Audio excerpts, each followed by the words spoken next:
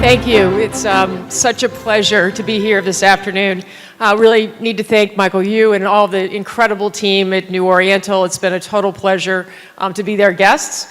We had the incredible opportunity to meet with six of the first cohort, six of the CEOs of the first cohort of companies in Oriental Education Institute yesterday, and we're wildly impressed with everything that everyone is doing. So thank you so much. I'm really here today representing the U.S. market with our interest in creating really a bridge from Silk Road to Silicon Valley. GSV actually stands for Global Silicon Valley, with the idea that Silicon Valley is not just a physical place, it's actually a mentality around innovation. And so we're thrilled to be here today to talk about it. GSV actually truly shares the New Oriental history as well as the New Oriental vision for education innovation.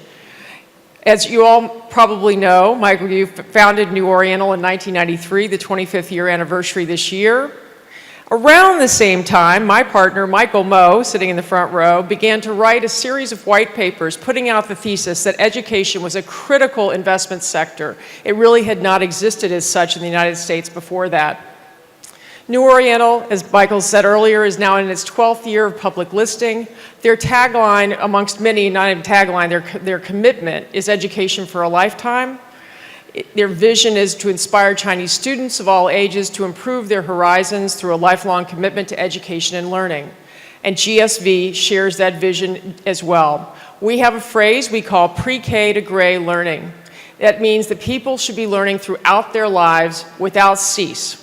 It's a completely new model, a new way of looking for things, and I think we align completely on that vision with New Oriental and the team. As we say, what we like to say is that all people deserve to have equal access to a quality education.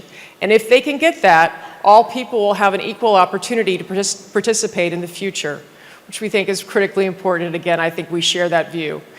Talent, as we like to say, is equally distributed, but opportunity is not. And we believe innovations in education could dramatically change that dynamic. As we all, as sitting in the room probably preaching to the choir, college education attainment clearly drives GDP per capita. It's a critical economic formula. We believe that innovations in education will drive the prosperity not only of individuals, but certainly of countries. But I've listened to the conversations earlier today, a lot of discussion around capital being attracted to the education sector. It has certainly in the United States market not been an easy sector to attract capital to over time. We actually look back to the internet bubble period, 99-2000. We had a huge boom in funding into education technology, only to see it completely and totally disappear following the internet bubble bursting, and actually really not reappear for another 6 to 8 years following that collapse. That having been said, we now live in a completely exponential time. So we'd like to look at some adoption curves in the American market, at least, the time it has taken to reach 50 million people for a whole series of technologies. It took 68 years for airlines to reach 50 million people. It took 50 years for the telephone. It took 46 years for electricity, 14 years for the computer, 12 years for the cell phone, 7 years for the internet, 3 years for Facebook, 2 years for Twitter, and 19 days for Pokemon Go. So as you can see, technology adoption is happening at a far more rapid pace than ever in previous history. We are calling this past decade the power of 10. So we look back on celebrating a 10-year anniversary of a big event that we put on that I'll talk about in a second. But the last decade has truly seen exponential global growth in education innovation, increasingly led by China. You can see in the US funding of education technology is up 5-fold in a decade. Chinese education technology funding is up 48-fold, a little bit of a difference, but we're still proud of our 5 times. The drive of capital into the education technology sector is also having a critically important impact. It's causing a whole lot more entrepreneurs to come out and receive funding. So you've seen a tripling of companies funded annually in the US market over this last decade, which is tremendously important for moving innovation forward. Same thing in the Chinese market. You've seen it 19-fold increase in the number of companies receiving funding in any one year. And there are other ways to measure what we look back at as the exponential decade. You can actually start with New Oriental student enrollment. That's been pretty exponential as well, reaching 6.3 million in 2018, up 5 times over that decade. Then we begin to see incredible scale happening in the education market, aided by digital technologies. We have a term for it which we call weapons of mass instruction. And what we mean by that is network effects have been achieved by education companies in ways that never ever happened before. Some examples: the global student growth in MOOCs, which really started around 2011. It's been 172% compound annual growth rate, achieving over 81 million learners in 2017, and still growing very rapidly. Individual MOOCs, Udacity was an early MOOC founded by Sebastian Thrun, professor at Stanford, founded in 2011. Today, Udacity is in 190 countries, over 8 million learners, 53,000 nanodegrees. Coursera, also founded by 2 Stanford professors, Andrew Ng and Daphne Kohler, founded in 2012. Today, it has over 35 million learners, 600,000 new learners continue to come onto the platform every month. Over 160 university partners, 11 degree programs, 250 specializations. They recently just announced their first Ivy League partner to deliver degrees online with the University of Pennsylvania Wharton School. edX, founded by an MIT professor, Anant Agarwal, founded 2012. Similar pattern, 100 plus global partners, over 14 million users, et cetera. Partnership between MIT and Harvard. Stanford just published for the first time the results of what they've done since 2011 in driving student lessons online. They just achieved 10 million learners online, delivering 160 courses. As you can imagine, a University of Stanford's stature could never have reached that many students in any prior period of history. Khan Academy, Saul Khan, I'm blessed to be on the advisory board for Saul, an amazing human. He founded Khan Academy in 2007. As of today, they have solved over 10 billion problems on the Khan Academy platform, has 60 million registered users in 36 languages. Shutong, and if I said that right, this Tsinghua University MOOC was also founded in 2013, is coming right along with many of the other MOOC providers, 11 million users today, but with much greater ambitions.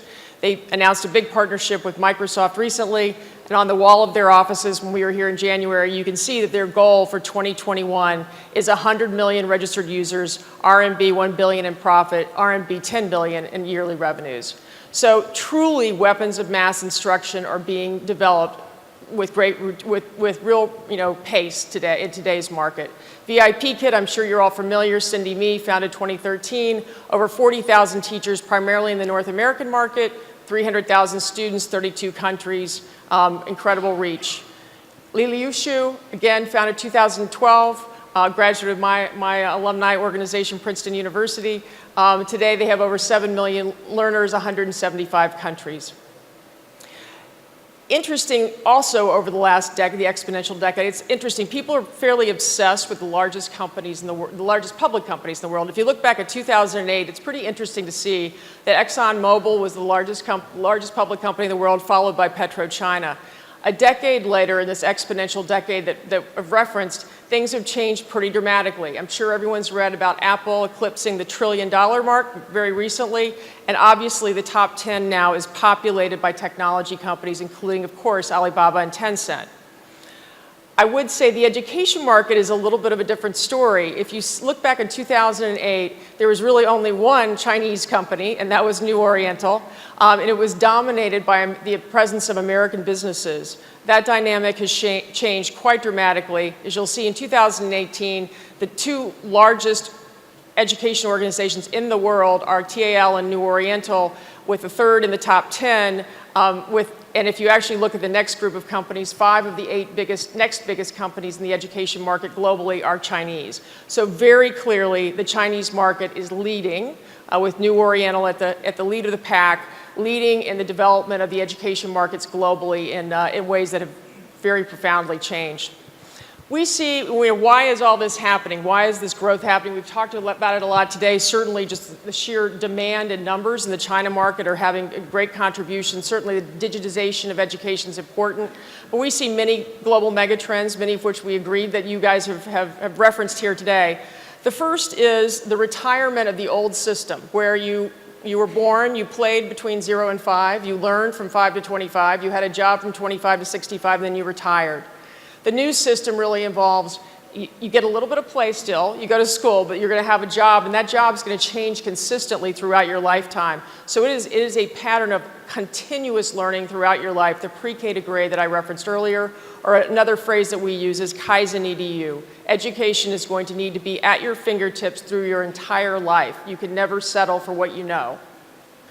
And part of that issue is going to be the pace of change in jobs. Back in 1900, people had one lifetime job. It's projected today that millennials and Gen Z will have something like 15 different jobs during their lifetime. That is going to require a tremendous amount of lifelong learning. Another megatrend, you've heard it referenced today, so I won't belabor it. Andrew Ng, his famous quote is, AI is the new electricity. Certainly AI is changing every dynamic around education and education technology. We're just beginning at the front end to see what can actually happen with the application of AI. It's a really exciting area, one that we're spending a tremendous amount of time in, as well as is New Oriental for sure. It's interesting just to know one indicator of this is Andrew Ng's Stanford online course, which is actually delivered on Coursera, has drawn over 1.7 million enrollments since he started teaching it. Actually, in the fourth quarter of last year, he had a record enrollments of people into the AI course.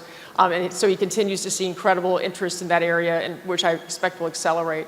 Another key phenomenon we're seeing, and I think, again, New Oriental probably is the poster child for this, but a learning company is an earning company.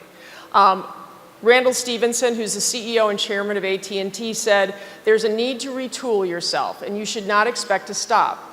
People who do not spend 5 to 10 hours a week in online learning will obsolete themselves. And he has set about trying to completely re-educate the entire 128,000 person workforce at AT&T for this very reason. Some recent studies by Deloitte have shown that actually companies with strong learning cultures are 56% more likely to be first to market with their products and likely to be more profitable than other businesses without that kind of approach. We think this is very important. We also have a mega trend that we call knowledge as a currency, and that is that there's liquidity being created in the credential market. In the old days, we went to college, we got our diploma, we got a job, and that was really all we needed. That's no longer the case. In today's era, we're going to need to, we think the blockchain will be a big part of this. We'll be using the blockchain to measure credentials and other expertise that you're developing in all forms of different ways, through online learning, through live learning, through experience-based learning. We think this whole area of knowledge as a currency is a big mega trend that's just growing as we speak. Blockchain, obviously, we see as a new computing platform on which the credentialing will be housed. We actually also see people will begin to create knowledge portfolios, and those knowledge portfolios will actually begin in pre-K and will be accrued all the way up to when you're into the gray period. But there are a few companies here mentioned that are actually providing platforms to aggregate your knowledge portfolios. We also see the gamification of everything. It's really stunning when you look at the numbers in the gaming world. What's happened, 100 million gamers in 1995, 2.6 billion today, and growing. We think, you look at what Elon Musk said, I like video games. In fact, that's what got me into software engineering when I was a kid. Same thing for Mark Zuckerberg. I definitely would not have gotten into programming if I hadn't played games. We think games and gamification is an incredibly powerful tool to drive engagement in learning and to have students of all ages actually participate and retain more learning at a better clip. And we think this is very important. In the US market, in the K-12 system, students spend about 10,000 hours on video games, which is about the same time that they spend in the classroom. So it's pretty critically important that we figure out how video games become an important piece of the educational movement. We like to think of it as invisible learning. If you can actually make something fun and actually teach someone, you can be invisibly teaching them things that they don't even know they're learning, which is, we think, also a powerful idea. Another theme that we have is called the ED in media, meaning that education is embedded in the media concept. I actually think the China market is way ahead of us on this. We actually call it Hollywood meets Harvard. It is remarkable. Hollywood has been producing high quality productions for decades and delivering content in ways that make huge impressions on people and make them remember it. We have not had the same success in the delivery of educational materials necessarily. So we are very excited by that. For any of you who have seen the wildly popular American musical Hamilton, it is now going to become a movie, but it tells a very important story about the history of America, and it's told in a musical format. It's a great example of how we can become much more savvy about developing and delivering educational materials in a way that makes learners engaged and excited and wanting to learn more.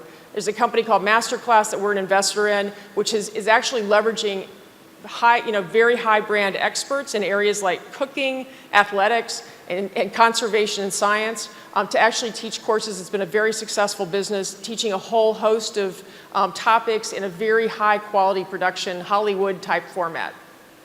We also think brain research, I'm sure preaching to the choir here again, but brain research is critically important, having that come back embedded into educational product. We're seeing more and more of that. It's actually a company in the US today called Achille that is seeking FDA approval. It's a game that actually relieves ADHD in young students so that they can actually concentrate and learn. It will be the first educational product approved by the Food and Drug Administration ever. We think this is a very big deal.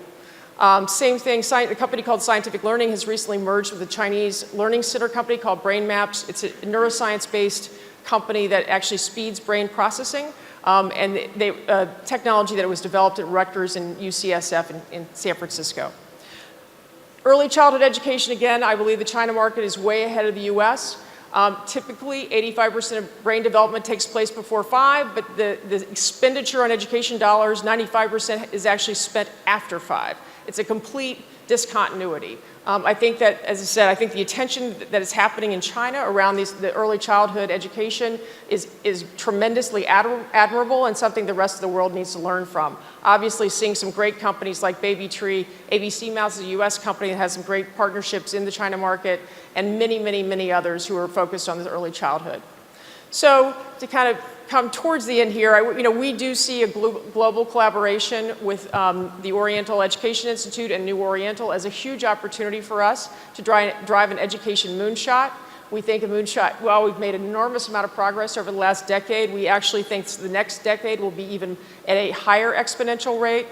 There are a few areas in which we want to collaborate. One is the ASU GSV Summit. We talked to Michael Yu about this today. This is an event that we host every year in San Diego. We attract over 4,000 people, leaders across the education innovation spectrum, everything from educators to investors to entrepreneurs. And it's a very fun and exciting place. It'll be our 10th anniversary. We've had historically had some very famous people speak at that event, everyone from George Bush to Bill Gates to Saul Kahn to Howard Schultz, Richard Branson, et cetera. And we will have, with our 10th anniversary, you should expect us to have some very exciting people, including hopefully Michael Yu. It has also had tremendous exponential growth over the last 9 years, growing 11 times from when we first had our first meeting in 2010. So we're very excited about that and the opportunity to collaborate with this group and hopefully have some of the Oriental Education Institute companies come and attend and present at that conference. Would be very exciting. Other areas for us, the ASU GSV, we have a series of funds. We have over 70 education technology investments today, and we have an innovation laboratory called GSV Labs where we think there could be some really interesting collaborations as well. So in conclusion, I'd like to say we do believe there's an opportunity for a moonshot because, in fact, if you really think about it, the original accelerator that ever existed in the world was education. So with that, thank you so much. It's been an honor to be here, and we look forward to the collaboration.